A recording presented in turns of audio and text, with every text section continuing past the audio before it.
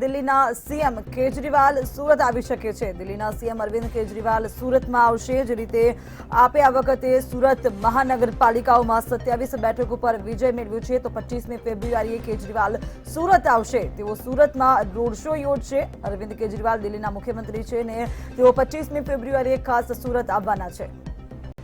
તો ધ્રુવ સોમપુરા આપણી સાથે જોડાયા છે સંવાદદાતા। જી ધ્રુવ, જે રીતે કેજરીવાલ આવવાના છે 25મી ફેબ્રુઆરીએ, કેવા પ્રકારનો આપના કાર્યકર્તાઓમાં ઉત્સાહ ને તેમનો કાર્યક્રમ શું રહેશે?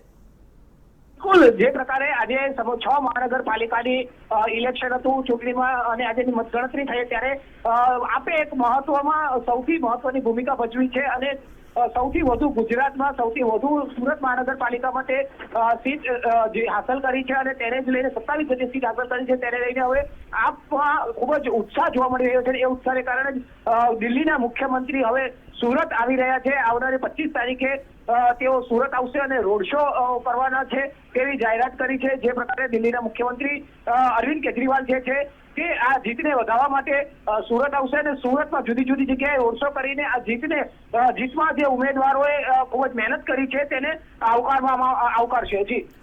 જી ધ્રુવ, સમગ્ર માહિતી આપવા બદલ આભાર। તો જે રીતે દિલ્હીના સીએમ અરવિંદ કેજરીવાલ છે તેઓ 26મી જાન્યુઆરીએ ખાસ સુરત આવવાના છે, ત્યારે તે જે જીત મેળવી છે જે ઉમેદવારો તેઓનો ઉત્સાહ વધારશે, તેમજ જે વિકાસના કાર્યો છે તે કરવા માટે તેમને તમામ સમજણ આપશે। જે રીતે આ વખતે સુરતની જનતાએ આમ આદમી પાર્ટી પર ભરોસો મૂક્યો છે, જે ઉમેદવારો હતા તેમનામાં વિશ્વાસ વ્યક્ત કરીને તેમને મત આપ્યો છે। આ વખતે તમામ ઉમેદવારોમાં ઉત્સાહ જોવા મળી રહ્યો છે અને ખાસ કાર્યકર્તાઓમાં ઉત્સાહ જોવા મળી રહ્યો છે।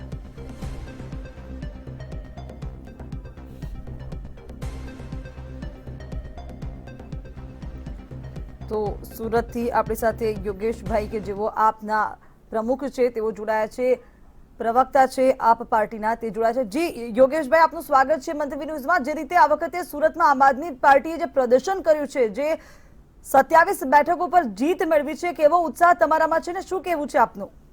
આ સુરતની જનતાની જીત છે।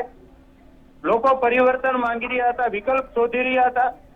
આ ભાજપ કોંગ્રેસની વર્ષો જૂની જે ભ્રષ્ટાચારની રાજનીતિ ચાલતી હતી એનાથી લોકો ખૂબ જ કંટાળ્યા હતા। આમ આદમી પાર્ટી મુદ્દાઓ અને કામની રાજનીતિથી લોકોમાં ખૂબ સારું આકર્ષણ જમાયું હતું અને લોકોએ અમને ખૂબ પ્રેમ, લાગણી અને ભાવનાથી સમર્થન કર્યું હતું। અમારા ઉમેદવારો સામાન્ય ઘરના હતા, જેમને રાજકીય અનુભવ બિલકુલ ન હતો, છતાં પણ શિક્ષિત ઉમેદવારો મૂકી અને સામાન્ય ઘરના છોકરાઓ ને સુરતની જનતાએ જે પ્રેમ આપ્યો છે, આ સુરતની જીત છે। સુરતના સામાન્ય ઈમાનદાર લોકોની જીત છે। જી યોગેશભાઈ, આભાર।